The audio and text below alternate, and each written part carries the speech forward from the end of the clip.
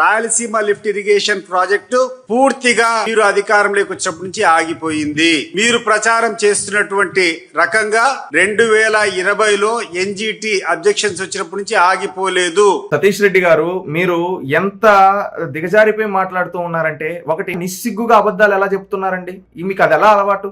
నాడు మీరు పుట్టిన ప్రాంతం పులివెందుల ప్రాంతానికి నీళ్ళిచ్చింది చంద్రబాబు నాయుడు గారు కదా, అది మీకు తెలియదు? ఆ రోజు మీరే పాద నమస్కారాలు చేసి ఏమన్నారు? మన ప్రాంతానికి 4 దశాబ్దాలుగా ఇక్కడ ఉన్న వ్యక్తులు నీళ్లు ఇవ్వలేదు, చంద్రబాబు నాయుడు గారు కలిసి నీళ్లు ఇచ్చారు, అపర భగీరథుడు, మన ప్రాంతానికి దేవుడు అని నువ్వే కదా మాట్లాడావు. నీకు తెలియదా రాయలసీమ లిఫ్ట్ ఇరిగేషన్ గురించి వాస్తవాలు? నువ్వు 2020లో ఆగిపోలేదు అంటున్నారు. లేదు, ఇంకెప్పుడు ఆగిపోయి సమాధానాలు చెప్పు. నువ్వు ఇప్పుడు ఆగిపోలేదు అని చెప్పి నువ్వు చెప్తూ ఉన్నావు కదా, ఎప్పుడు ఆగిపోయింది చెప్పు.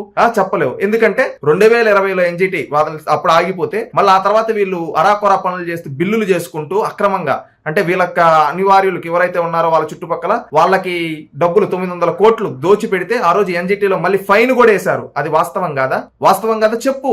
ఈ విధంగా నిజంగా మీకు చిత్తశుద్ధి ఉంటే రాయలసీమలో ఇరిగేషన్ ప్రాజెక్టులకి ఆ పక్కనే ఉండే మచ్చుమనను ఉపయోగించుకోవచ్చు కదా, ఎందుకు ఉపయోగించుకోలేదు? అది కూడా సేమ్ టైప్ ఆఫ్ ప్రాజెక్ట్, దాని క్లియరెన్స్ అన్ని ఉన్నాయి కదా, దాన్ని ఎందుకు నిర్వీర్యం చేశారు? అదే విధంగా ఎన్నో ప్రాజెక్టులు ఉన్నాయి రాయలసీమలో. ఆ ప్రాజెక్టులకి కనీసం గుర్తుపెట్టుకో, బిల్లులు, కరెంటు బిల్లులు కూడా చెల్లించాలా మీ నాయకుడు జగన్మోహన్ రెడ్డి. దానికి సమాధానం చెప్పు. అంతెందుకు, మీ జిల్లా, మీరు ఉమ్మడి జిల్లా కడప జిల్లాలో అన్నమయ్య డ్యాము కనీసం గ్రీజు పెట్టక మెయింటెనెన్స్ చేయలేకపోతే కొట్టుకోబోయింది. దానికి కారకుడు జగన్మోహన్ రెడ్డి కాదా? దానికి సమాధానం చెప్పు. ఈ రోజు రాయలసీమ లిఫ్ట్ ఆగిపోయిందంటే దానికి కారణం ఆపేసింది జగనే.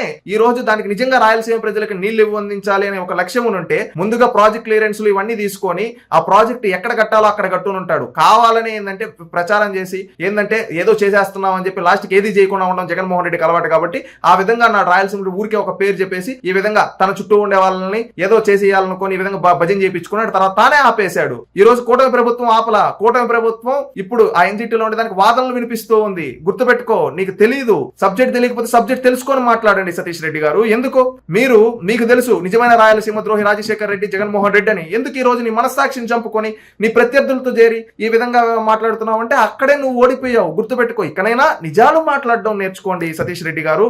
ఇంకెప్పుడు అబద్ధాలు చెప్తాం, మేము అబద్ధాలు చెప్పే రాజకీయం చేస్తామంటే రాజకీయ సమాజ్ చేస్తారు. రాయలసీమలో మిమ్మల్ని భూస్థాపితం చేస్తారు. గుర్తుపెట్టుకోండి, రాయలసీమ లిఫ్ట్ ఆగిపోయిందంటే దానికి 100% కారణం జగన్మోహన్ రెడ్డి చేతగానితనం, జగన్మోహన్ రెడ్డి ఈ పార్టీ. అది గుర్తుపెట్టుకోండి. ఇకనైనా అవాస్తవాలు ప్రచారం చేయొద్దని తెలియజేస్తున్నాం.